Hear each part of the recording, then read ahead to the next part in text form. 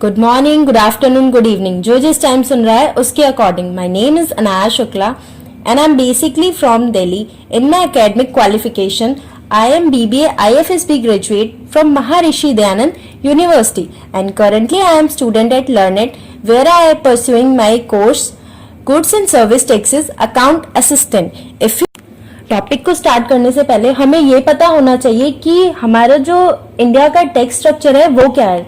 तो इसे quickly recap करते हैं. इंडिया में जो टैक्स स्ट्रक्चर है वो टू टाइप से हैं, डायरेक्ट टैक्सेस और इनडायरेक्ट टैक्सेस. डायरेक्ट टैक्सेस क्या होते हैं पहले ये समझते हैं. Direct taxes, these taxes have to be paid directly to the government and can't be transfer to anyone else. अब इसमें क्या होता है, डायरेक्ट टैक्सेस जो है इसमें दो पार्टीज इन्वॉल्व होती है. एक आपका टैक्स पेयर होता है, एक आपकी गवर्नमेंट होती है.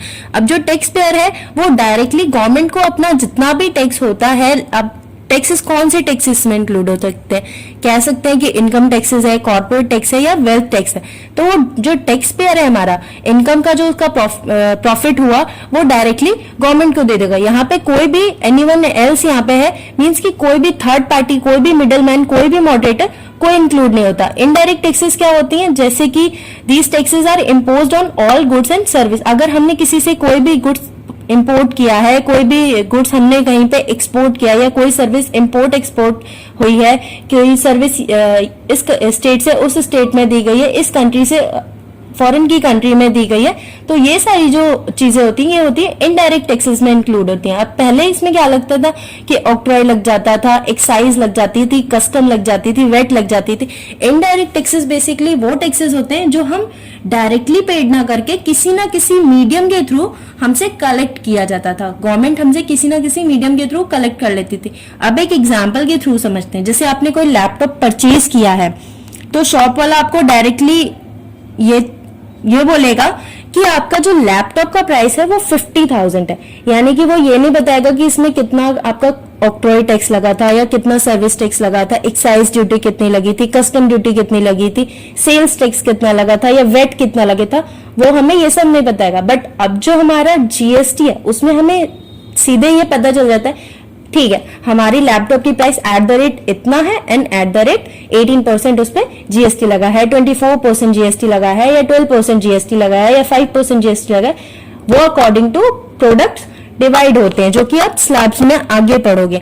और डायरेक्ट टैक्सेस हो सकता है आप लोग को अब क्लियर हो गया. डायरेक्ट टैक्सेस से मेरा मतलब ये था कि जो हम डायरेक्टली गवर्नमेंट को पेड करते हैं, कोई मोडिएटर नहीं होता है इसमें, कोई मिडल मैन इंक्लूड नहीं होता. डायरेक्टली टैक्स पेयर जो होता है वो गवर्नमेंट को टैक्स पे करता है.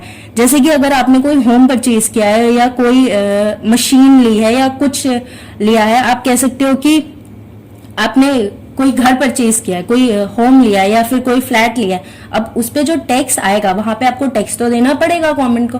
तो वो टैक्स आप कैसे दोगे, डायरेक्टली गवर्नमेंट को दे दोगे. या फिर आपकी इनकम इंक्रीज हुई, आपको रेम्यूनरेशन मिला है, तो उसमें आप जो टैक्स है वो डायरेक्टली आप गवर्नमेंट को दोगे. और इनडायरेक्ट टैक्सेस में थ्री पार्टीज इन्वॉल्व होंगी. एक तो आपका टैक्स पेयर जो कि है हम खुद गवर्नमेंट, यानी कि आम आदमी, यानी कि कंज्यूमर, यानी कि एंड यूजर, और मॉडरेटर कैन से बिजनेसमैन या फिर कोई शॉपकीपर या कोई रिटेलर, कोई होलसेलर. ये सारे हमारे क्या हो गए, मॉडरेटर, मिडल मैन, जो कि हमसे टैक्स लेके उसके बाद वो गवर्नमेंट को ट्रांसफर कर देते हैं. यही हुआ. अब आपका टैक्स स्ट्रक्चर इंडिया में है क्या. होप सो आप लोग को क्लियर हो गया होगा कि डायरेक्ट टैक्सेस और इनडायरेक्ट टैक्सेस क्या होते हैं.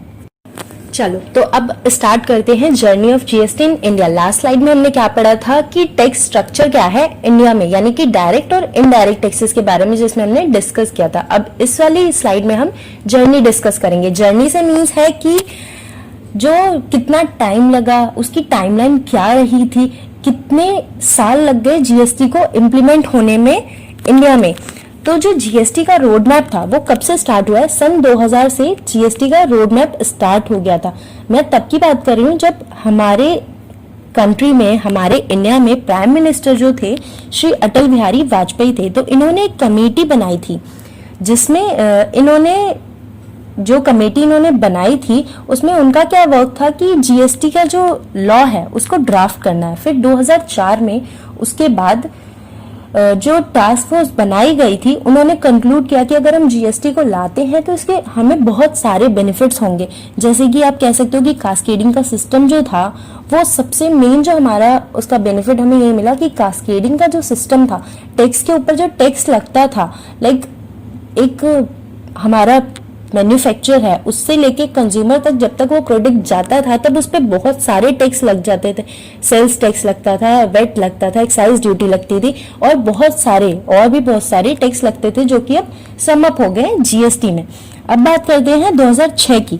2006 में यानी तब के जो फाइनेंस मिनिस्टर थे पी चिदम्बरम, उन्होंने प्रपोज किया था कि हम 2010 में 1 अप्रैल 2010 में हम जीएसटी को इम्प्लीमेंट कर देंगे, but due to some issues वो नहीं हो पाया। माइट भी वो इश्यूज क्या हो सकते हैं, फाइनेंशियल हो सकते हैं, इकोनॉमिकल हो सकते हैं, या फिर कोई रीजनल इश्यूज हो, या फिर एनी अदर इश्यूज, कोई से भी इश्यूज हो सकते हैं। अब बात करते हैं 2007 की। 2007 में जीएसटी की प्रिपरेशन स्टार्ट हो गई की और सबसे पहला स्टेप इसमें क्या लिया गया, सीएसटी के रेट। सीएसटी के रेट से मतलब है यहाँ पे मेरा कि जो सेंट्रल सेल टैक्स लगता था उसके रेट को 4% से 3% कर दिया गया। अब बात करते हैं 2008 की। 2008 में जो एम्पावर कमेटी थी जीएसटी की उसने डिसाइड किया कि इंडिया में डुअल जीएसटी स्ट्रक्चर लगेगा। डुअल जीएसटी स्ट्रक्चर यहाँ पे बिकॉज स्टेट जीएसटी और सेंट्रल जीएसटी दोनों अलग अलग होंगे। कुछ कंट्रीज में एक ही जीएसटी लगता है, बट इंडिया जो कि एक फेडरल स्ट्रक्चर है तो यहाँ पे स्टेट गवर्नमेंट अलग होती है और सेंट्रल गवर्नमेंट अलग होती है। इसीलिए यहाँ पे जो हमें डुअल जीएसटी स्ट्रक्चर की इम्पोर्टेंस थी, डुअल जीएसटी स्ट्रक्चर की नीड थी, क्योंकि हम यही लगा सकते थे बिकॉज यहाँ की जो स्टेट की गवर्नमेंट है वो अलग है और सेंट्रल की गवर्नमेंट अलग होती थी। अब 2010 की बात करते हैं। 2010 में प्रोजेक्ट स्टार्ट हुआ। इसमें क्या हुआ कि हमने ये डिसाइड किया कि अभी तो जो जैसे हमारा जीएसटी इंप्लीमेंट नहीं हो पाया, अभी तक हमारा जीएसटी इंप्लीमेंट नहीं हो पाया, बट हमें इसे जो है कंप्यूटराइज्ड में करना है, कंप्यूटराइज्ड टैक्स स्ट्रक्चर को क्रिएट करना है, जिसका नाम आज जो है वो जीएसटीएन के नाम से जाना जाता है। जीएसटीएन से मेरा मीन्स है कि goods and service tax network. अब इसे इम्प्लीमेंट करने के लिए पूरा स्टार्टअप हो गया, इसकी प्रिपरेशन करनी लोगों ने शुरू कर दी। और जीएसटीएन को जो प्रिपरेशन में इंक्लूड थे वो इन्फोसिस ने ये जो जीएसटी का सॉफ्टवेयर है इन्फोसिस ने क्रिएट किया था। अब बात करते हैं 2011 में। 2011 में कॉन्स्टिट्यूशन में अमेंडमेंट लाया गया। क्यों लाया गया और क्यों लाना पड़ा, अब इसकी बात करते हैं। अब जैसे कि कॉन्स्टिट्यूशन में अमेंडमेंट लाने की जरूरत क्यों पड़ी, कॉन्स्टिट्यूशन में अमेंडमेंट लाया गया बिकॉज जब हमने जीएसटी को इम्प्लीमेंट करने के लिए कॉन्स्टिट्यूशन में लिखा था कि कुछ चीजें ऐसी होंगी कि जिस पे सिर्फ सेंट्रल ही टैक्स ले सकती है, स्टेट नहीं ले सकती, और कुछ चीजें ऐसी होंगी जिस पे सिर्फ स्टेट ही टैक्स ले सकती है, सेंट्रल टैक्स नहीं ले सकती। जैसे कि टैक्स कलेक्शन, हमारा जो सर्विस टैक्स लगता है उस पे सिर्फ सेंट्रल की गवर्नमेंट ही टैक्स ले सकती है, स्टेट गवर्नमेंट का उसमें कोई भी राइट नहीं है। अब क्वेश्चन अराइज होता है कि जीएसटी फिर क्या है। जीएसटी का मीन्स तो यही था कि सब चीजों पर सेम टैक्स होगा, तो इसीलिए कॉन्स्टिट्यूशन को अमेंड करना पड़ा ताकि स्टेट और सेंट्रल दोनों को टैक्स लेने में इजीनेस हो, टैक्स में दोनों को बेनिफिट मिले, दोनों स्टेट की गवर्नमेंट जो है उन दोनों को बेनिफिट मिले। अब 2012 की बात करते हैं। 2012 में जो हमारी स्टैंडिंग कमेटी बैठी थी उसने डिस्कशन पेपर स्टार्ट कर दिया था कि जीएसटी का जो इम्प्लीमेंटेशन है उस पर उन्होंने अपना कमेटी ने डिस्कशन स्टार्ट कर दिया था। 2013 में इन्होंने क्या किया, अपनी रिपोर्ट को जो है वो पास ऑन दी टेबल कर दिया था। जीएसटी की जो रिपोर्ट थी उन्होंने टेबल पे पास कर दी थी। अब 2014 की बात करते हैं। 2014 में पार्लियामेंट में जीएसटी को फर्स्ट टाइम इंट्रोड्यूस कर दिया गया था। 2015 में क्या हुआ, जीएसटी लोकसभा में तो पास हो गया लेकिन राज्यसभा में अभी भी जीएसटी पास नहीं हुआ था। बात करते हैं 2016 की। 2016 में क्या था, जीएसटीएन जो था, नई गुड सर्विस टैक्स नेटवर्क जो था अब वो लॉन्च हो गया था, यानी कि अब वो कंप्यूटराइज्ड प्रोजेक्ट कंप्लीट हो गया था, जो कि स्टार्ट हुआ था, कब हुआ था, 2010 में स्टार्ट हुआ था, जो कि प्रोजेक्ट अब वो पूरी तरह से कंप्लीट हो गया था, पूरी तरह से लाइव हो गया था। 2016 की बात करते हैं। 2016 में क्या हुआ, जो अमेंडमेंट मॉडल था दोनों हाउस ने उसे पास कर दिया था, यानी कि राज्यसभा से भी पास हो गया था और लोकसभा से भी पास हो गया था। अब बात करते हैं 2017 जो कि सबसे इम्पोर्टेंट ईयर था जीएसटी के लिए, यानी गुड्स एंड सर्विस टैक्स के लिए जो सबसे इम्पोर्टेंट ईयर था वो यही था। 2017 में क्या हुआ था, इसमें चारों के चारों जो जीएसटी बिल थे वो लोकसभा में पास हो गए थे। चारों बिल से मेरा क्या मतलब है, यहाँ पे जो सीजीएसटी था, एसजीएसटी था, आईजीएसटी था, यूटीजीएसटी था। CGST stands for central goods service tax, SGST stands for state goods service tax, IGST stand for integrated goods service tax और UTGST stand for union territory goods service tax. और उसके तुरंत बाद ही ये राज्यसभा में भी इसे परमिशन मिल गई थी। राज्यसभा में भी ये जो चारों के चारों बिल्स थे जीएसटी के, ये पास हो गए थे। तो जीएसटी कब इम्प्लीमेंट हुआ फाइनली, जीएसटी जो इम्प्लीमेंट हुआ वो 1 जुलाई 2017 में इम्प्लीमेंट हो गया था इंडिया में। ओके, तो लास्ट की 2 स्लाइड्स में हमने क्या क्या कंप्लीट कर लिया है। जैसे कि हमने कंप्लीट किया है टैक्स स्ट्रक्चर क्या था इंडिया में और जर्नी क्या रही जीएसटी की इंडिया में। अब बात करते हैं कि गुड्स और सर्विस टैक्स है क्या। बेसिकली आपको ये भी तो पता होना चाहिए ना कि गुड्स और सर्विस टैक्स है क्या। इससे मेरा मतलब है कि ये जो था ये एक इनडायरेक्ट टैक्सेस है। गुड्स और सर्विस क्या है, एक इनडायरेक्ट टैक्सेस है जो कि रिप्लेस करता है बहुत सारे ऐसे इनडायरेक्ट टैक्सेस को इंडिया में। जैसे कि मैंने पहले भी बताया कि पहले कौन कौन से इनडायरेक्ट टैक्सेस थे, जैसे कि excise duty, VAT, service tax etcetera. जो ये गुड्स और सर्विस टैक्स का एक्ट था वो पास कब हुआ था पार्लियामेंट में, 29 मार्च 2017 को ये एक्ट पास हो गया था। बट इफेक्ट में ये कब आया था, 1 जुलाई 2017 को। जो डेट अभी मैंने लास्ट स्लाइड में बताई थी, जर्नी में बताई थी कि जो ये हमारा जीएसटी था वो इम्प्लीमेंट कब हुआ था इंडिया में, याद रखना हमेशा 1 जुलाई 2017 को ये इम्प्लीमेंट हो गया था इंडिया में। The GST is significantly different from the early tax system as it is a destination based tax. अब यहाँ पे क्या बोला जा रहा है कि जो जीएसटी है वो थोड़ा तो डिफरेंट होगा ना। जो हमारा पहले टैक्स सिस्टम था, पहले टैक्स सिस्टम से मीन्स क्या है, मेरा पहले जो टैक्स सिस्टम था वो है ओरिजिन बेस्ड टैक्स और अब क्या है, डेस्टिनेशन बेस्ड टैक्स है। ओरिजिन बेस्ड टैक्स में क्या होता था कि जहां पे जो गुड्स प्रोड्यूस हो रहे हैं उसी की गवर्नमेंट को, उसी की स्टेट गवर्नमेंट को, उसी के जो एरिया था उसी की जो, लेट्स से एक एग्जांपल के थ्रू समझाते हूँ। एग्जाम्पल है, इफ ए, कोई मिस्टर ए है जो कि गुजरात में प्रोड्यूस करते हैं गुड्स को और सेल करते हैं गुड्स को बी में, सेल को गुड्स करते हैं मिस्टर बी है कोई जो कि राजस्थान में है। तो इस केस में जो टैक्स का कलेक्शन होगा वो कौन सी स्टेट की गवर्नमेंट को होगा, गुजरात को होगा या फिर राजस्थान को होगा? यस राइट, गुजरात की गवर्नमेंट को होगा, स्टेट की गवर्नमेंट को नहीं होगा, क्योंकि जो गुड्स का प्रोडक्शन हुआ है वो कहाँ पे हुआ है, गुजरात में हुआ है।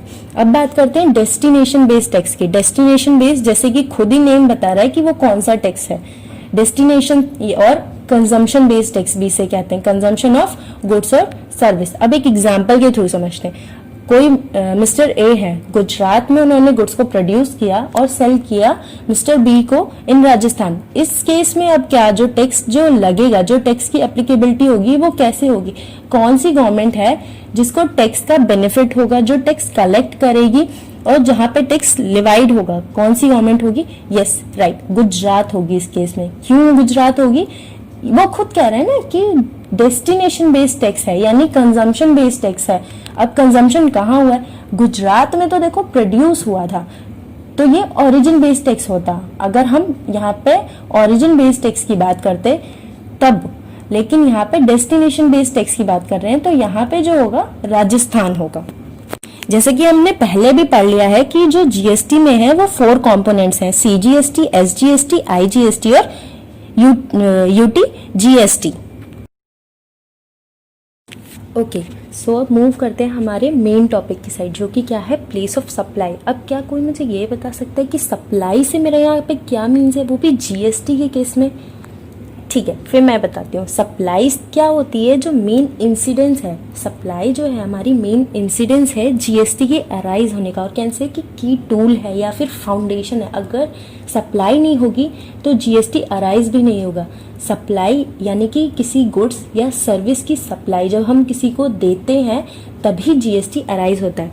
लेकिन अब जब जीएसटी अराइज होता है तो उसके साथ बहुत सारे क्वेश्चंस भी अराइज हो जाते हैं। जैसे कि क्वेश्चन आता है कि जो जीएसटी है उसका नेचर क्या है, जो जीएसटी है उसे कब डिस्चार्ज करना है, कब हमें गवर्नमेंट को जो हमने पैसा कलेक्ट किया है, जो हमने मनी कलेक्शन किया है अपने एंड यूजर से, एंड कंज्यूमर से, वो हमें कब देना है गवर्नमेंट को, या फिर जो जीएसटी है वो किस वैल्यू पे लगेगा। तो इसके लिए हमारे पास डिफरेंट पॉइंट्स हैं। अब हमें कैसे पता चलेगा कि नेचर क्या है जीएसटी का, ये हमें पता चल जाएगा प्लेस ऑफ सप्लाई से।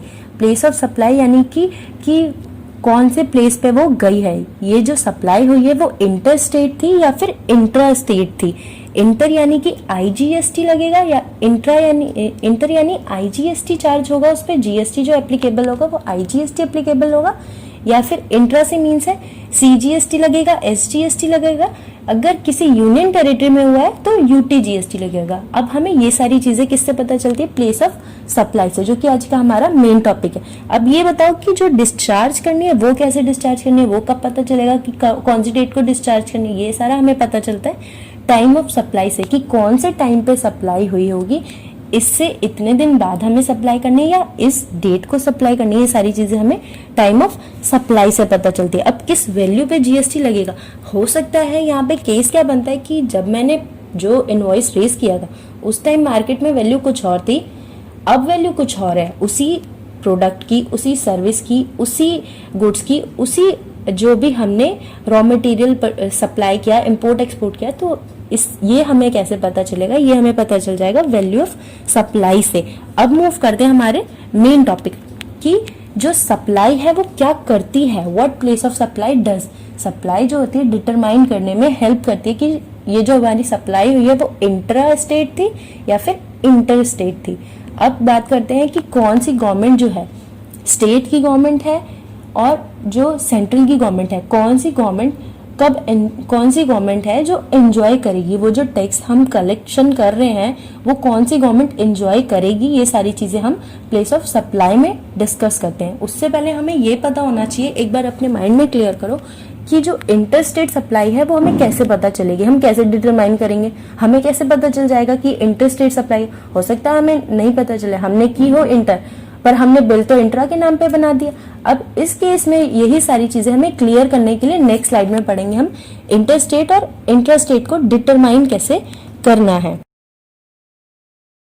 चलो तो अब बात करते हैं कि जो सप्लाई है वो इंटर और इंट्रा स्टेट है, ये हमें कैसे पता चलेगा, ये हमें कैसे आइडेंटिफाई होगा, ये हम कैसे डिटरमाइन कर सकते हैं। तो गवर्नमेंट ने हमें एक एक्ट दिया है, कौन सा एक्ट दिया है, IGST act, integrated goods and service tax act 2017। उसके अंदर कुछ सेक्शन है, जैसे कि सेक्शन 7 और सेक्शन 8। सेक्शन 7 हमें क्या बताता है कि according to section 7 if the location of supplier and the place of supply are in 2 different state, 2 different union territories, 1 state and 1 union territory. अभी क्या कहना चाह रहा है कि जो हमारा लोकेशन है सप्लायर का और जो प्लेस ऑफ सप्लाई है, अगर वो दोनों डिफरेंट स्टेट में है, 2 डिफरेंट यूनियन टेरिटरीज में है, 1 स्टेट में है, 1 यूनियन टेरिटरी में, तो ये हम कैसे ये फिर क्या, कौन सी सप्लाई हो जाएगी हमारी, ये हमारी इंटर स्टेट सप्लाई हो जाएगी। अगर वो दोनों जो पर्सन्स हैं, जो रिसीवर है और जो गिवर है, वो दोनों अगर डिफरेंट स्टेट में है, यूनियन टेरिटरी में है, 1 स्टेट और 1 यूनियन टेरिटरी में है, तो ये हमारी इंटर स्टेट सप्लाई होगी। अब इसे एक एग्जाम्पल के थ्रू समझो, जैसे कि location of supplier in Maharashtra और place of supply in Gujarat. यानी कि जो दोनों है, जो लोकेशन है सप्लायर कहाँ पर है, महाराष्ट्र में रजिस्टर्ड है, और जो हमारा जो प्लेस ऑफ सप्लाई है यानी कि जो रिसीवर है हमारा वो कहाँ पर है, गुजरात में है। जो प्लेस ऑफ सप्लाई हुई है वो गुजरात में हुई, तो इस केस में कौन सा जीएसटी एप्लीकेबल होगा, इंटर स्टेट।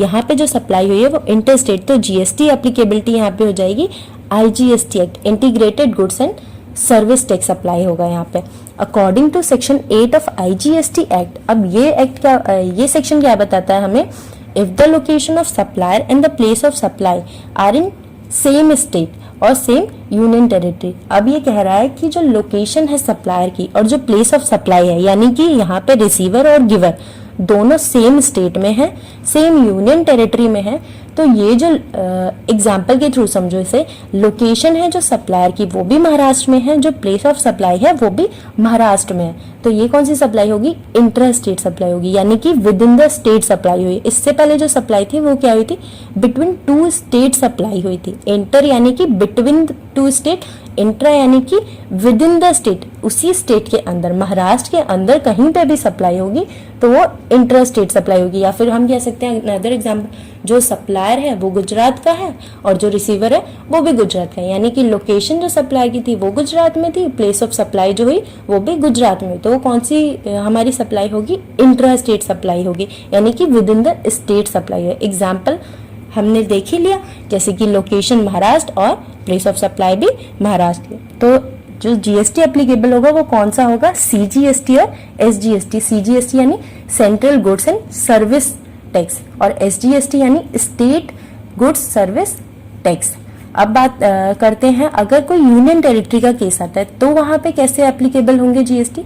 अगर किसी यूनियन टेरिटरी में होता है तो सीजीएसटी यानी कि सेंट्रल और यूटीजीएसटी यानी कि union territory goods and service taxes. अब इस स्लाइड में क्या है कि प्लेस ऑफ सप्लाई जो है वो बहुत ही इंपॉर्टेंट है। क्यों इंपॉर्टेंट है ये समझो। It is very important to understand the term place of supply for determining the right tax.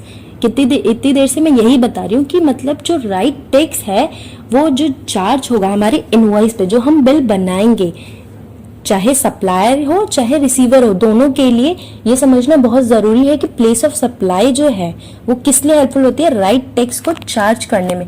Example एक और ले लेते हैं, जैसे कि लोकेशन है जो सर्विस रिसीवर की वो कहाँ पर है, महाराष्ट्र में है, और प्लेस ऑफ सप्लाई महाराष्ट्र में है, तो नेचर ऑफ सप्लाई जो होगा वो इंट्रा स्टेट होगा, यानी कि जो उसका नेचर हुआ अब हमें पता चल गया ना कि वो इंट्रा स्टेट सप्लाई है। और जीएसटी जो इस पर एप्लीकेबल हुआ, कौन सा जीएसटी एप्लीकेबल हुआ, सीजीएसटी प्लस एसजीएसटी एप्लीकेबल होगा। मींस जितना भी रेट होगा, लेट सपोज कि उस गुड्स पे जो रेट लग रहा है वो 18% का जीएसटी एप्लीकेबल होगा, 18% का उस पे जीएसटी लग रहा है, 18% की स्लैब में वो आता है वो प्रोडक्ट, तो यहाँ पे डिवाइड कैसे होगा, 9% तो हमारा सेंट्रल को चला जाएगा और 9% हमारा स्टेट को डिवाइड हो जाएगा। अगर यहाँ पे केस आता है कि जो लोकेशन ऑफ सर्विस रिसीवर है वो महाराष्ट्र है और प्लेस ऑफ सप्लाई हमारी केरला है, यानी कि प्लेस ऑफ सप्लाई अगर केरला है तो नेचर ऑफ सप्लाई जो होगा वो हमारा क्या हो जाएगा, इंटर स्टेट हो जाएगा, इंटर स्टेट सप्लाई होगा ये।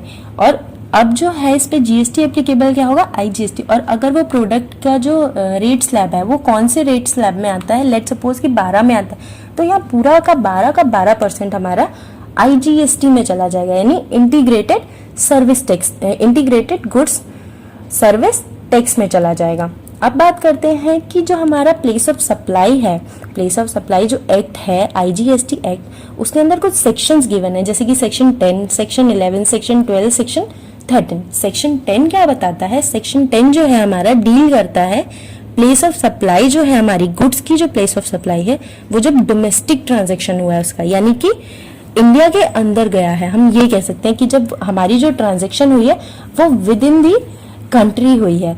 अब बात करते हैं सेक्शन 11 क्या कहता है। सेक्शन 11 जो है वो ये कहता है जो डील्स है, सेक्शन 11 जो है वो किस चीज में डील करता है, प्लेस ऑफ सप्लाई जो हुई है गुड्स की वो आउटसाइड द कंट्री हुई है, मीन्स बाहर की कंट्री के साथ हुआ है, यानी कि इम्पोर्ट और एक्सपोर्ट वाली कंडीशन कह सकते हैं। लाइक कि इंडिया से सामान बाहर गया यानी फॉरेन गया, लाइक चाइना गया, जापान गया या कहीं और गया, किसी और फॉरेन कंट्री में गया, ऑस्ट्रेलिया गया, एशिया गया, ये हो गया। अब बात करते हैं एक्सपोर्ट किया हमने सामान एशिया से हमारी कंट्री में हम लेके आए इंडिया में। फिर बात करते हैं सेक्शन 12 क्या कहता है। सेक्शन 12 जो है वो डील्स करता है place of supply of service. अब समझो इस चीज को, प्लेस ऑफ सप्लाई ऑफ, अभी तक हम गुड्स पढ़ रहे थे 10 और 11 में हमने गुड्स की बात की थी, जब विद इन द कंट्री थी बात और आउटसाइड दी कंट्री थी। सेक्शन 10 और 11 में हमने गुड्स की बात की थी। सेक्शन 12 में हम बात किसकी कर रहे हैं, सर्विस की बात कर रहे हैं। सर्विस वो भी कौन सी वाली सर्विस, जो कि डोमेस्टिक ट्रांजेक्शन हुआ है। So let's start with the section 10 of IGST Act 2017, which deals with the place of supply in case of goods in domestic country or within the country. Under section 10 subsection 1 clause number A, अब ये क्या कहता है कि when there is a movement of good.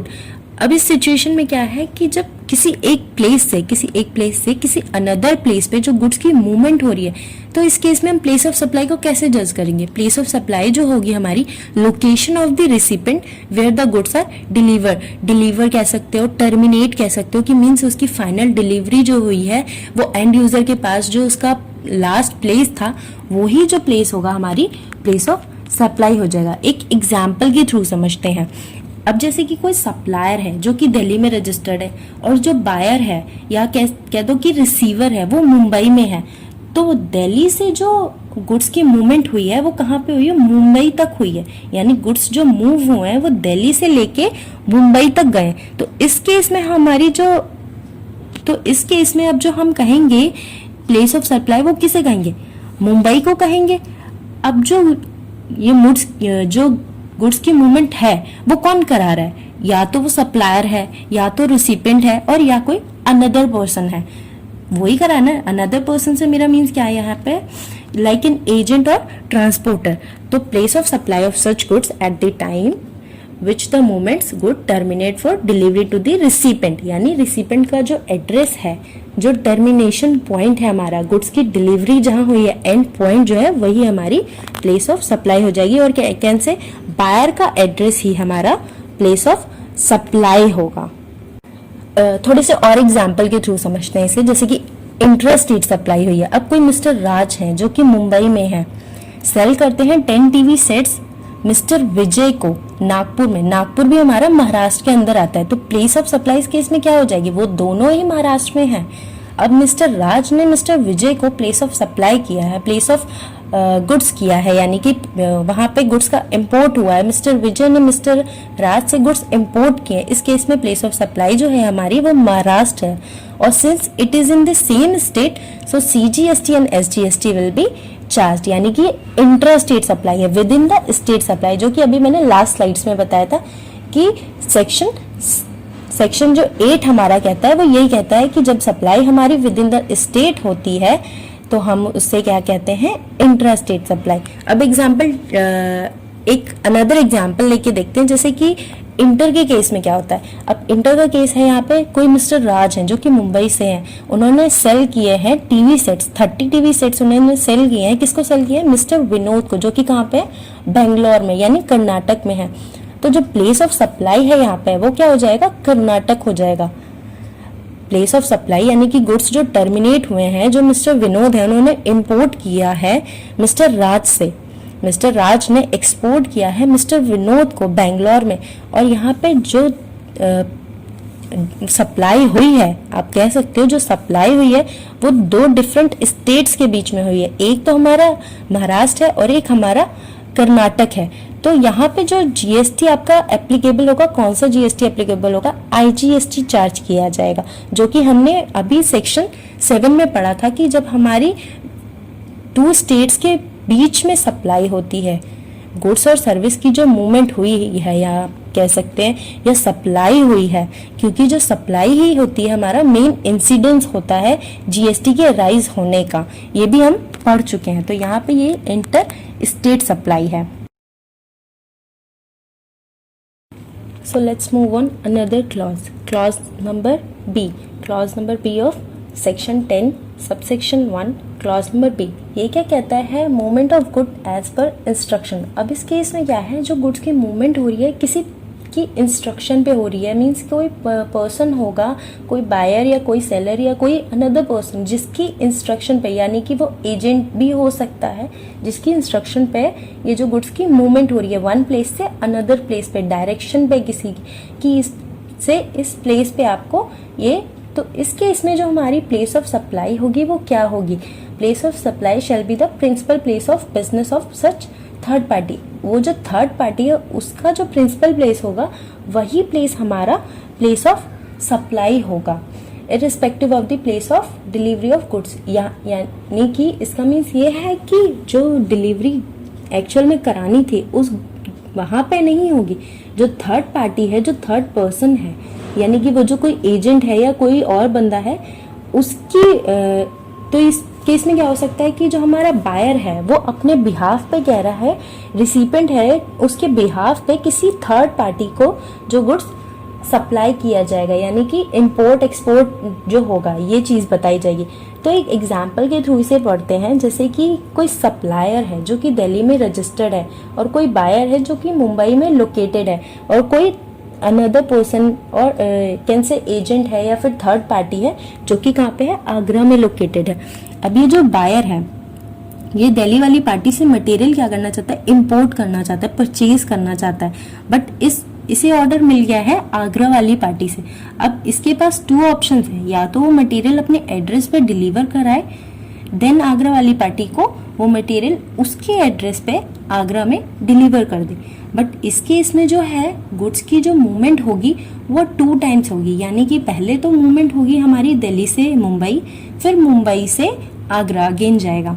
तो जो transaction cost है इस पूरे जो मूवमेंट में होगी, यानी गुड्स की जो मूवमेंट होगी, अगर इस तरह से देखा जाए तो हमारा क्लॉज भी फॉल्स करेगा। जैसे कि इसमें क्या है, एज पर इंस्ट्रक्शन होना चाहिए। अब यहाँ तो इंस्ट्रक्शन के बेसिस पे नहीं हुआ ना, उसने उससे इंपोर्ट किया, देन वहां से उसने उसे एक्सपोर्ट कर दिया, इंपोर्ट कर दिया, हम ये कहेंगे।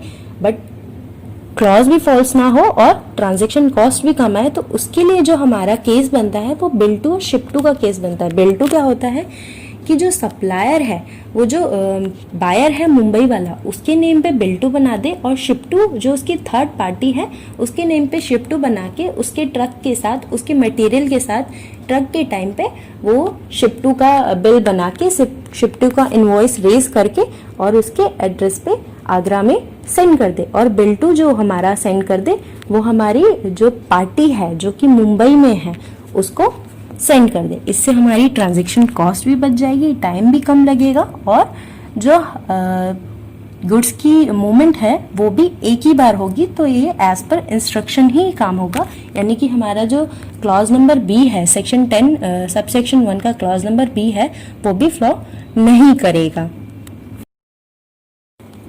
तो अब बात करते हैं अनदर क्लॉज की, क्लॉज नंबर सी, जो कि है section 10 sub section 1 clause number सी। इसमें क्या है, non movement of good means की यहाँ जब कोई मूवमेंट इन्वॉल्व ही ना हो, गुड एक जगह से दूसरी जगह पे मूव ही ना हो, तो इस केस में हम प्लेस ऑफ सप्लाई किसे मानेंगे। तो ऐसे भी कुछ केसेस होते हैं जहाँ पे गुड्स की जो मूवमेंट होती है वो इन्वॉल्व ही नहीं होती, तो place of supply shall be the location of such goods at the time of final delivery. Means जिस प्लेस पे, जिस जगह पे उसकी फाइनल डिलीवरी हो गई वही वाला प्लेस उसका जो हमारी प्लेस ऑफ सप्लाई है वो माना जाएगा। उसी के बेसिस पे हम IGST, CGST लगेगा या SGST लगेगा, ये डिफ्रेंशिएट कर पाएंगे, ये डिटरमाइन करेंगे, ये हेल्पफुल होती है प्लेस ऑफ सप्लाई। जैसे कि हम स्टार्टिंग से पढ़ रहे हैं कि प्लेस ऑफ सप्लाई पढ़ने की नीड क्या है। प्लेस ऑफ सप्लाई का मेन पर्पस ही ये है कि बताना कि सप्लाई जो है वो इंटर हुई है या फिर इंट्रा हुई है। तो एक एग्जाम्पल के थ्रू समझो इसे, जैसे कि लिख है कोई मिस्टर करण बत्रा हैं जो कि न्यू दिल्ली से हैं, उन्होंने परचेज किया लैपटॉप। उन्होंने कहाँ पे परचेज किया, एक इलेक्ट्रॉनिक स्टोर जो कि कहाँ पे लोकेटेड है, यूपी में है।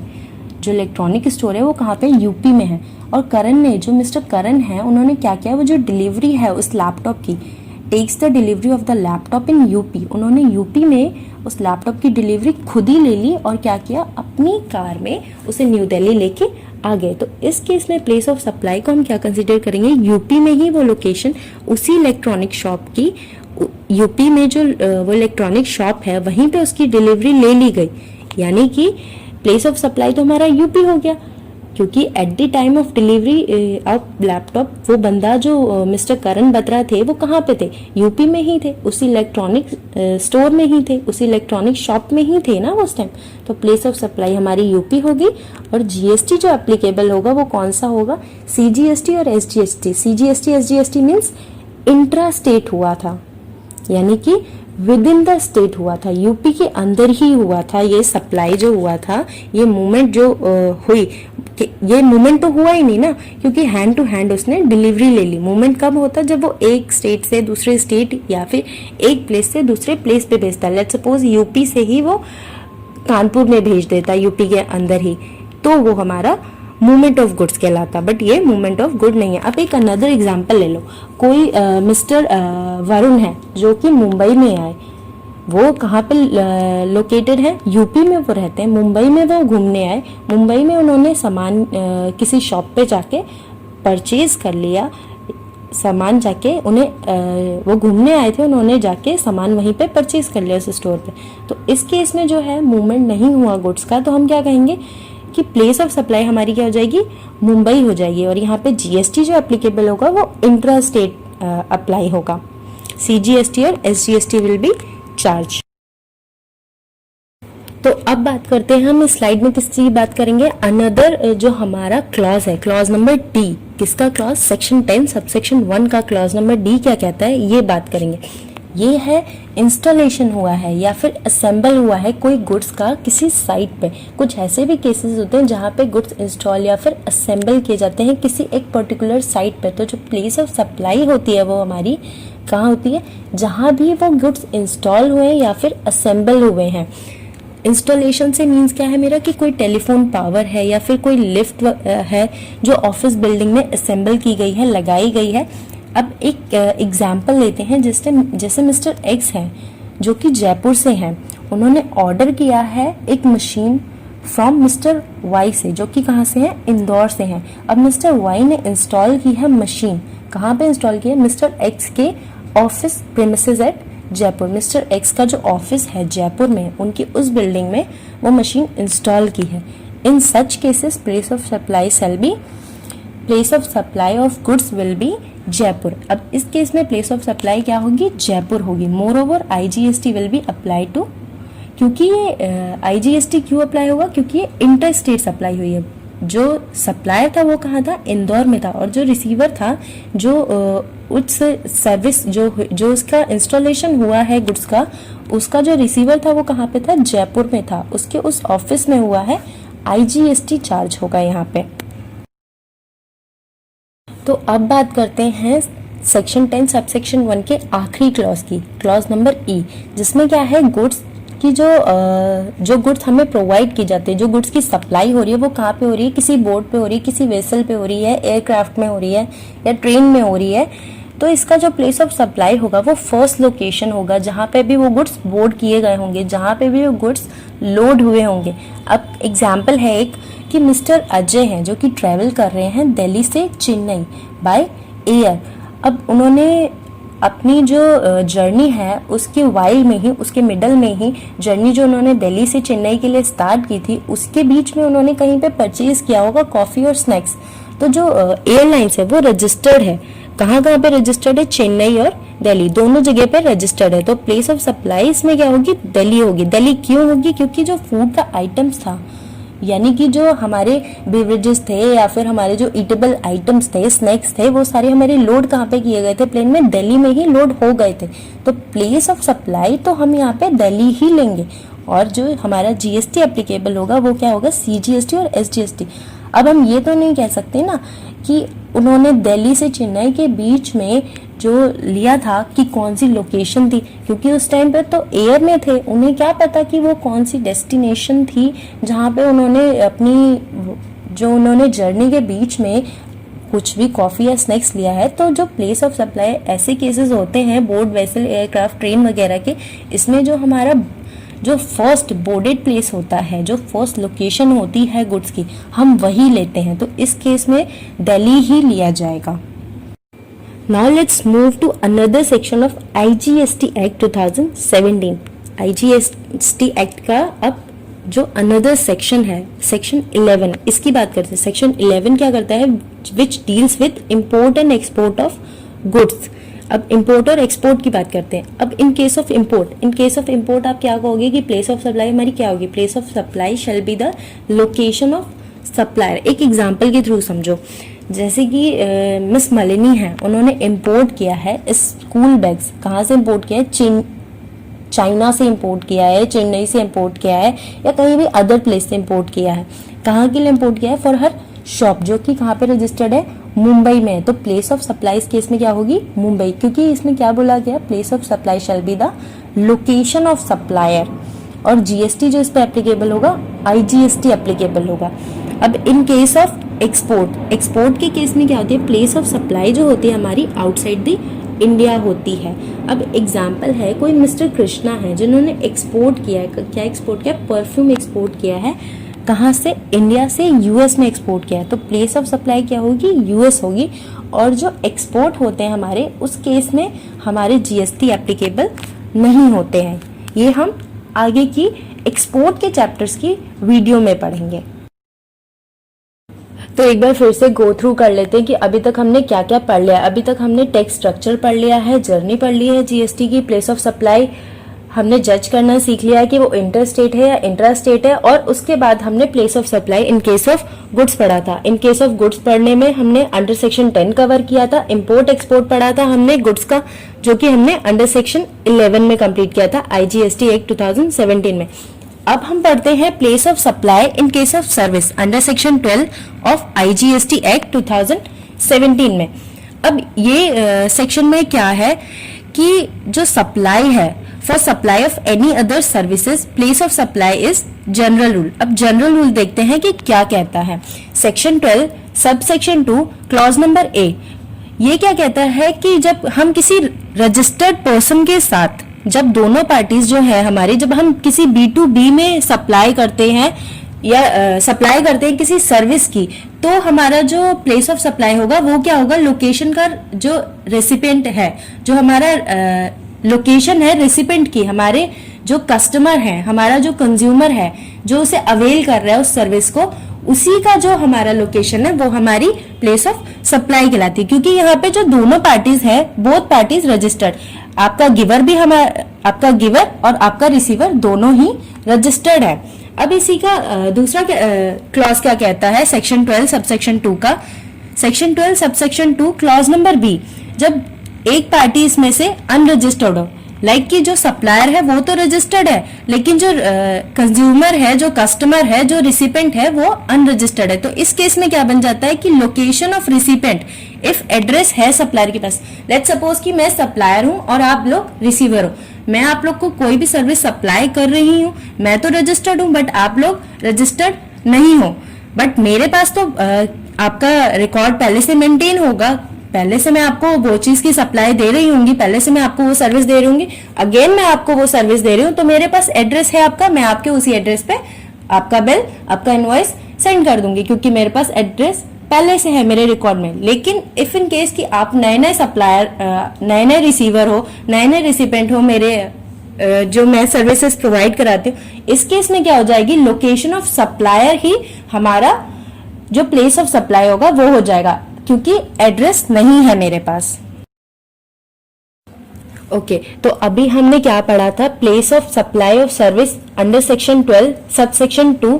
सबसेक्शन 2 में हमने क्लॉज नंबर ए और क्लॉज नंबर बी पढ़ लिया, जिसमें रजिस्टर्ड और अनरजिस्टर्ड पार्टी के बारे में हमने पता किया कि उसमें प्लेस ऑफ सप्लाई क्या होगी अगर ऐसे केसेस आते हैं। तो वो तो था हमारा जनरल रूल था। अब बात करते हैं सेक्शन 12 सबसेक्शन 3 क्लॉज नंबर ए की, जो सर्विसेज डायरेक्टली किसी रिलेशन में होती हैं। किसी रिलेशन में कह सकते हैं कि किसी इमूवेबल प्रॉपर्टी के रिलेशन में है, या फिर किसी होटल एकोमोडेशन की सर्विसेज हैं, या फिर किसी मैरिज या रिसेप्शन की सर्विस है। तो इस केस में आप क्या कहोगे कि प्लेस ऑफ सप्लाई क्या है?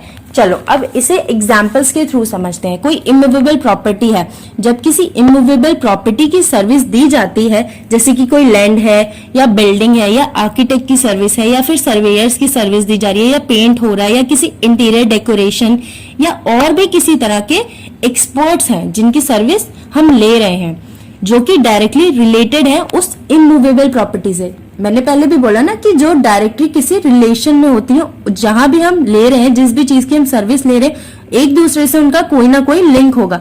तो ऐसे में जो प्लेस ऑफ सप्लाई होगी, लोकेशन होगी, वो उस इमूवेबल प्रॉपर्टी की ही लोकेशन होगी। मींस कि जो प्रॉपर्टी, जिस प्रॉपर्टी पे हमने वो सारी सर्विसेज ली हैं, जैसे कि पेंट की, इंटीरियर डेकोरेशन की, या फिर कोई भी सर्वेयर्स होगी या अदर सर्विसेज, जैसे कि मैंने पहले बताई। अब एग्जाम्पल समझो कि एग्जाम्पल में क्या कह रहा है। जैसे कि कोई सप्लायर है जो कि आर्किटेक्ट है, वो दिल्ली में रजिस्टर्ड है, और एक रिसिपेंट है जो कि महाराष्ट्र में रजिस्टर्ड है, वो उसकी एक रियल एस्टेट की कंपनी है। अब इनका कोई प्रोजेक्ट चल रहा है जो कि जयपुर में चल रहा है। जयपुर में चल रहा है तो वहां पे उन्हें अपार्टमेंट की सर्विसेज लेनी होगी। अब वो सर्विसेज किससे ले रहे हैं? वो जो महाराष्ट्र वाला बंदा है उसकी जो एक रियल एस्टेट की कंपनी, उनका प्रोजेक्ट कहाँ पे चल रहा है, जयपुर में चल रहा है। अब वहां की अपार्टमेंट के लिए उन्हें सर्विस लेनी है आर्किटेक्ट की। उन्होंने सर्विस लेने के लिए किसी एक सप्लायर को कांटेक्ट किया जो कि कहाँ पे है, दिल्ली में है, और वो दिल्ली में ही रजिस्टर्ड है। तो इस केस में प्लेस ऑफ सप्लाई जो होगी जयपुर होगी according to section 12 subsection 3 clause number A, because Jaipur में सर्विस ली गई है और ये एक इमूवेबल प्रॉपर्टी है। और अगर यहाँ पे एक केस बनता है कि अगर जो हमारी प्रॉपर्टी है, जिस प्रॉपर्टी में हम ले रहे हैं वो सर्विस, ये जयपुर ना होके आप लेट सपोज ले लो कि ये होती हमारी किसी बाहर की फॉरेन की कंट्री में हो रही होती, तो आप क्या कहते हैं कि प्लेस ऑफ सप्लाई क्या होती, उस केस में प्लेस ऑफ सप्लाई हमारी मुंबई हो जाती। मींस कि जो प्लेस ऑफ रिसिपेंट है, जो रजिस्टर्ड पर्सन है, जो वो सर्विस ले रहा है अपने किसी और प्लेस के लिए, किसी और अपार्टमेंट के लिए ही तो वो सर्विस ले रहा है, किसी और प्लेस पे वो अपना प्रोजेक्ट स्टार्ट कर रहा है, उसके लिए वो सर्विस लेना चाह रहा है, इसलिए उसने दिल्ली वाले आर्किटेक्ट को कांटेक्ट किया। बट अब इस केस में जो आउटसाइड है तो हम वहां की प्लेस ऑफ सप्लाई नहीं लेंगे जहां पे वो सर्विस ली गई, इस केस में हम मुंबई को ही हमारी प्लेस ऑफ सप्लाई मानेंगे। तो लास्ट वाले क्लॉज में हमने पढ़ लिया कि इमूवेबल प्रॉपर्टी के बारे में पढ़ लिया क्लॉज नंबर ए में। अब बात करते हैं section 12 subsection 3 clause number B की बात, जिसमें हम पढ़ेंगे होटल एकोमोडेशंस की सर्विस दी जाती है। इफ कोई होटल है, गेस्ट हाउस है या इन हाउस है या फिर होम स्टे है कह सकते हैं, या फिर कोई क्लब की सर्विस प्रोवाइड की जाती है, तो जहां पे भी वो होटल लोकेटेड है, एग्जिस्ट कर रहा है, उसी की लोकेशन को हम क्या कहेंगे, प्लेस ऑफ सप्लाई होगी। और अगर वो होटल आउटसाइड द इंडिया है तो इस केस में रिसिपेंट का जो लोकेटेड एड्रेस होगा, रिसिपेंट जहां लोकेटेड होगा, वो हमारी प्लेस ऑफ सप्लाई हो जाएगी। Let us understand this with an example. कोई होटल कंपनी है जो कि कहाँ पे रजिस्टर्ड है, दिल्ली में रजिस्टर्ड है, जिनके 3 होटल्स हैं डिफरेंट डिफरेंट लोकेशन पे। लेट्स से कि एक मसूरी में है, एक शिमला में है और एक चंडीगढ़ में है। अब ये जो रिसिपेंट है, अब कोई रिसिपेंट है जो कि कहाँ का रहने वाला है, मुंबई का रहने वाला है, वो मुंबई में ही रजिस्टर्ड है, लोकेटेड है, और वो अपने डायरेक्टर्स को, जो उसके लेट्स से कि वो किसी ऑफिस में है, उसके डायरेक्टर्स आते हैं, तो वो अपने डायरेक्टर्स को, तो अब जैसे कि अब ये देखो, अब वो 3 डिफरेंट प्लेसेस पे स्टे करते हैं, तो हम कैसे कहेंगे कि प्लेस ऑफ सप्लाई क्या होगी। अब जैसे मसूरी में वो 5 डेज रुके थे, शिमला में वो 10 डेज रुके थे और चंडीगढ़ में वो 5 डेज रुके थे, तो ये तो डिसाइड करना बहुत ही हार्ड हो जाएगा ना कि प्लेस ऑफ सप्लाई एक्चुअली है क्या, बिकॉज रिसिपेंट ने तो सिंगल पेमेंट किया होगा। लेट्स सपोज कि वो पेमेंट कितनी होगी, 1 लाख रुपीस की है। अगर इनके बीच कोई प्रोविजन एग्जिस्ट कर रहा होगा, मींस इन्होंने कोई प्रोविजन साइन किया होगा कि हम ये वाली प्लेस ऑफ सप्लाई मानेंगे, तो वो वाली अकॉर्डिंग टू प्रोविजन तो वो वाली प्लेस ऑफ सप्लाई हो जाएगी। इफ अगर कोई प्रोविजन साइन नहीं हुआ होगा तो अकॉर्डिंग टू लॉ चलेंगे, नंबर ऑफ डेज चेक करेंगे कि उन्होंने कितने कितने डेज कहाँ पे अपनी किस किस होटल में कितने कितने डेज सर्विस ली थी। यानी कि 3 होटल्स थे और 3 प्लेसेस थे, उन तीनों प्लेसेस पे उन्होंने एक जगह पे तो उन्होंने 5 डेज ली मसूरी में, फिर शिमला में 10 डेज ली, फिर चंडीगढ़ में उन्होंने फिर 5 डेज ली।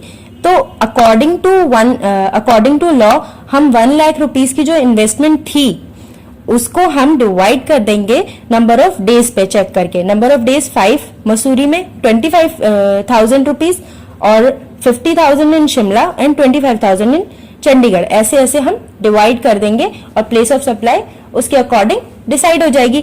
25 डेज की हो जाएगी हमारी, 25,000 की जो हमारी सर्विस दी गई है वो मसूरी में दी गई है, फिर 50,000 की शिमला में दी गई है और 25,000 की चंडीगढ़ में दी गई है।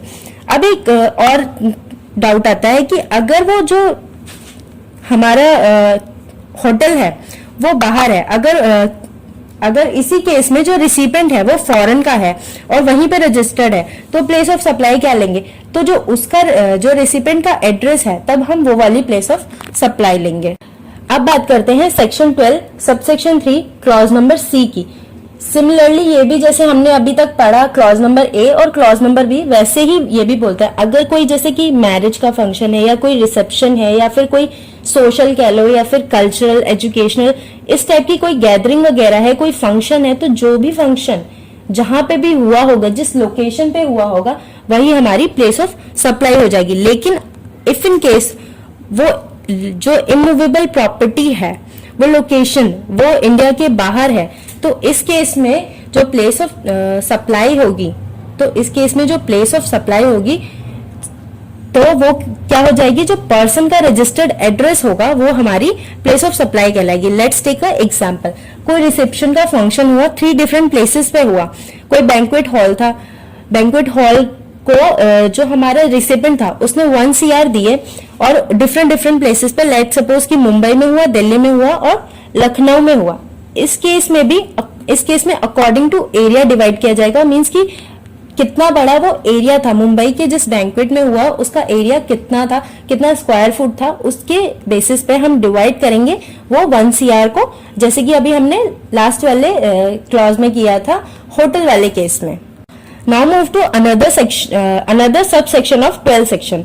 Section 12 subsection 4. According to section 12 subsection 4, if कोई रेस्टोरेंट या कैटरिंग या फिर कह सकते हैं कि हेल्थ की है, फिटनेस की है, या फिर ब्यूटी ट्रीटमेंट, और कैन से कि पर्सनल ग्रूमिंग की सर्विस हो रही है, और भी कई सारी सर्विस हो रही है, इस टाइप की अगर कोई सर्विस दी जाती है तो इस केस में जैसे कि कॉस्मेटिक्स वगैरह की सर्विस है तो प्लेस ऑफ सप्लाई कौन सी होगी? Place of supply in cases में क्या होती है, जहां पे भी वो एक्चुअली परफॉर्म्ड हुई है। यहाँ पे ये मैटर नहीं करता कि वो कहाँ पे परफॉर्म हुई है। लेट्स सपोज कि वो सर्विस कहाँ पे हुई है, क्लिनिक में हुई है किसी के, या फिर किसी के घर पे हुई है, कि किसी का ब्यूटी ट्रीटमेंट हुआ है, या फिर पर्सनल ग्रूमिंग है, या फिर कोई रेस्टोरेंट की है, केटरिंग की है, ये इस टाइप की सर्विस अगर हो रही है। एग्जाम्पल है एक कि कोई मिसेस बत्रा है जो कि चेन्नई की है, चेन्नई में रहती है, चेन्नई से लोकेटेड है। अब वो यूपी में आई, उन्हें किसी ने सजेस्ट किया होगा, यूपी में कोई डॉक्टर मल्होत्रा है, वो नोज की सर्जरी करते हैं, वो उनके पास आई। तो इस केस में जो सर्जरी हुई उनकी नोज की, वो कहाँ पे हुई? मिस्टर मल्होत्रा की क्लिनिक पे हुई। तो यहाँ पे प्लेस ऑफ सप्लाई जो होगा हमारा मिस्टर मल्होत्रा का क्लिनिक होगा। चलो, तो अभी तक हमने 4 सब सेक्शन कंप्लीट कर लिया सेक्शन 12 के। अब बात करते हैं सेक्शन 12 सब सेक्शन 5 की, सर्विस रिलेटेड टू ट्रेनिंग और परफॉर्मेंस अप्रेजल। अब इसमें क्या है कि इफ सर्विस प्रोवाइडर रजिस्टर्ड है तो उस केस में प्लेस ऑफ सप्लाई क्या हो जाएगी? पर्सन की लोकेशन हो जाएगी। इफ रजिस्टर्ड नहीं है, जो कि बहुत ही कम केसेस में होता है कि ये लोग रजिस्टर्ड नहीं होते हैं, तो जहां पे भी सर्विस एक्चुअली परफॉर्म्ड हुई है वही हमारी प्लेस ऑफ सप्लाई हो जाएगी। एक एग्जांपल लेते हैं, जैसे कि कोई MNC है जो कि मुंबई में रजिस्टर्ड है और इन्होंने रिसेंटली एक प्रोजेक्ट लॉन्च किया है बिहार पटना में। 150 एम्प्लॉयज हैं जहां पे अब इनको ट्रेनिंग देनी है, तो इनके लिए एक ट्रेनर को अपॉइंट करने की नीड है। अब एक ट्रेनर को अपॉइंट किया गया जो कि कहाँ पे रजिस्टर्ड है? दिल्ली में रजिस्टर्ड है। हालांकि इसने सर्विस पटना में दी है, बट प्लेस ऑफ सप्लाई क्या होगा? MNC होगा, बिकॉज MNC जो है कहाँ पे रजिस्टर्ड है? मुंबई में रजिस्टर्ड है।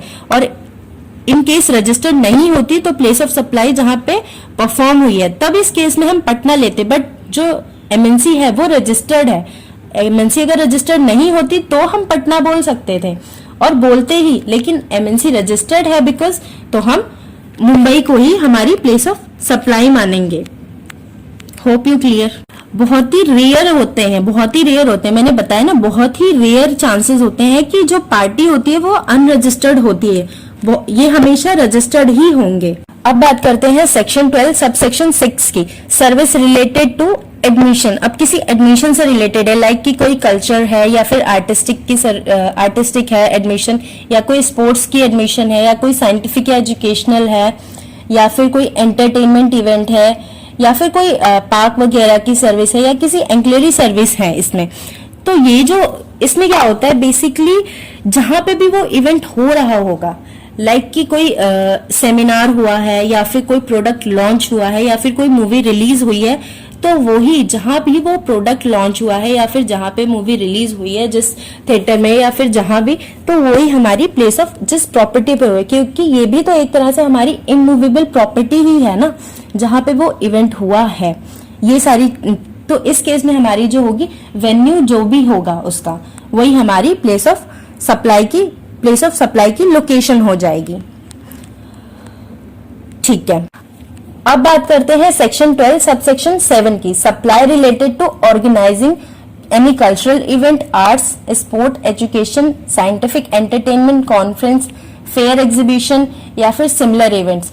या फिर service related to ancillary service. अभी लास्ट वाले में हमने सेक्शन 12 सबसेक्शन 6 में पढ़ा था कि सर्विस जो होंगी, अब वहां पे कोई इवेंट था, अब उस इवेंट को अब बात कर रहे हैं कि वो इवेंट हो रहा था वहां पे, अब उसे ऑर्गेनाइज किया जा रहा है, उससे रिलेटेड बात की जा रही है।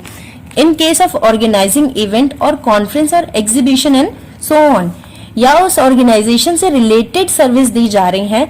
अगर बंदा रजिस्टर्ड है, अगर हम किसी रजिस्टर्ड पार्टी को वो सप्लाई कर रहे हैं, तो जो प्लेस ऑफ सप्लाई होगी जहां पे वो इवेंट हुआ है, और अगर वो रजिस्टर्ड नहीं है तो हमारा क्या होगा, तो हम कह सकते हैं कि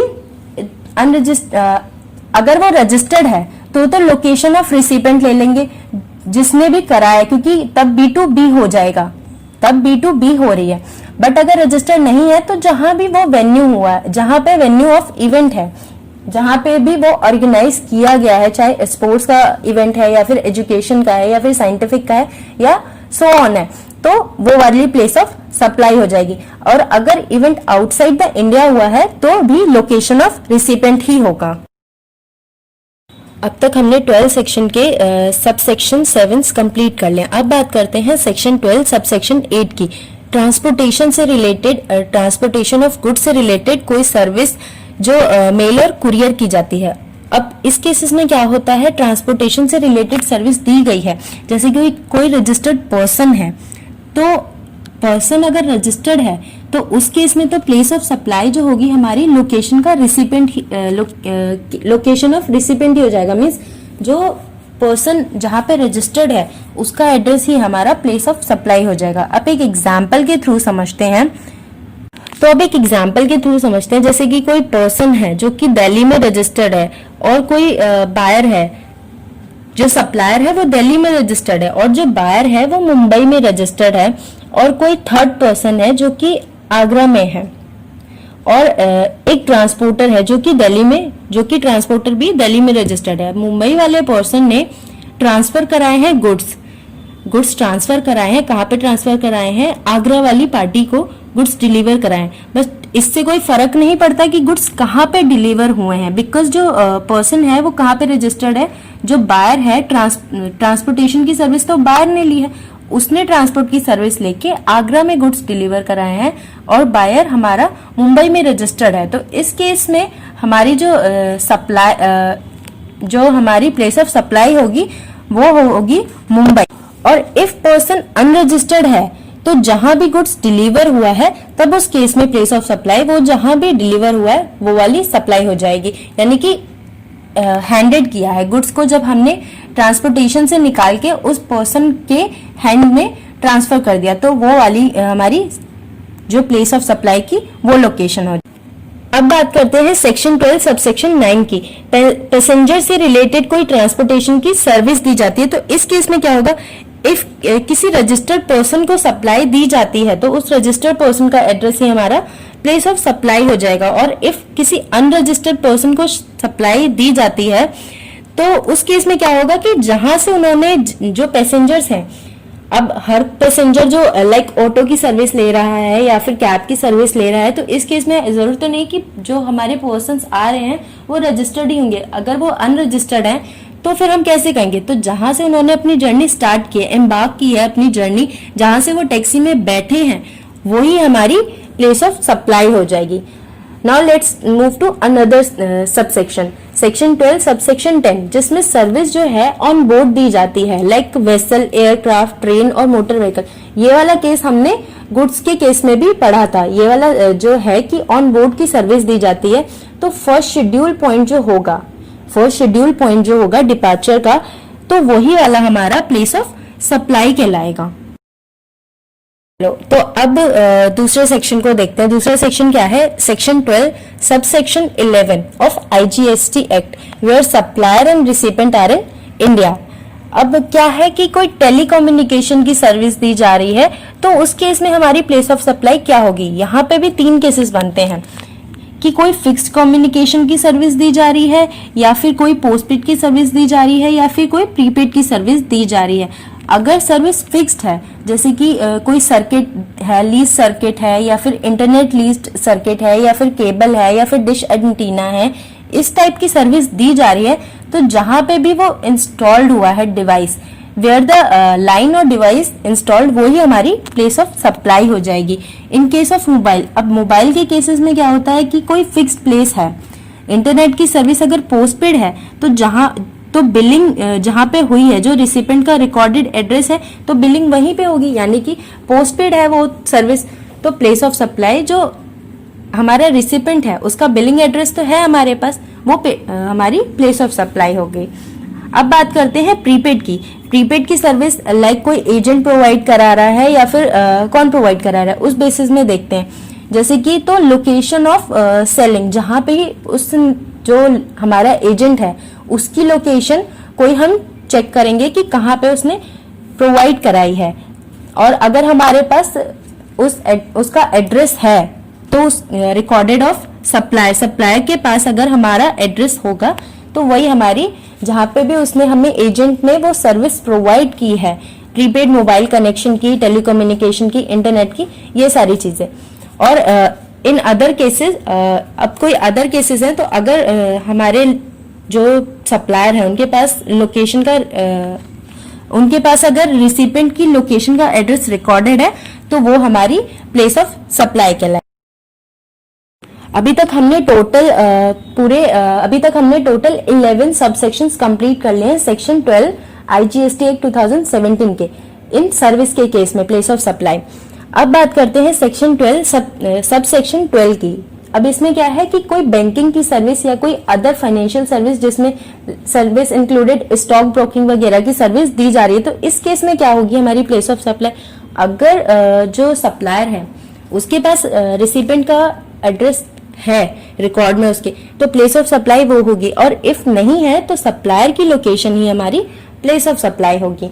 अब बात करते हैं कि सेक्शन 12 सबसेक्शन 13 क्या कहता है। कोई इंश्योरेंस की सर्विस दी जाती है, सेम केस है बैंकिंग वाला। अगर सप्लायर का अगर रजिस्टर्ड रिसिपेंट है तो लोकेशन ऑफ रिसिपेंट ही हमारी प्लेस ऑफ सप्लाई होगी, और अगर अनरजिस्टर्ड है तो लोकेशन ऑफ रिसिपेंट अगर सप्लायर के रिकॉर्ड्स में है, और नहीं है तो जो हमारा सप्लायर का एड्रेस होगा वही हमारी प्लेस ऑफ सप्लाई हो जाएगी। अब बात करते हैं सेक्शन 12 सबसेक्शन 14 की। अब जैसे कोई एडवर्टीजमेंट सर्विस प्रोवाइड की जाती है गवर्नमेंट को, अगर एडवर्टीजमेंट की सर्विस दी जा रही है गवर्नमेंट को और उसमें अलग अलग गवर्नमेंट इन्वॉल्व है, तो उसमें जिस भी स्टेट में वो एडवर्टीजमेंट शो की जा रही है, अगर पहले से कोई प्रोविजन बना है तो उसके बेसिस पे ही प्लेस ऑफ सप्लाई डिटरमाइन होगी।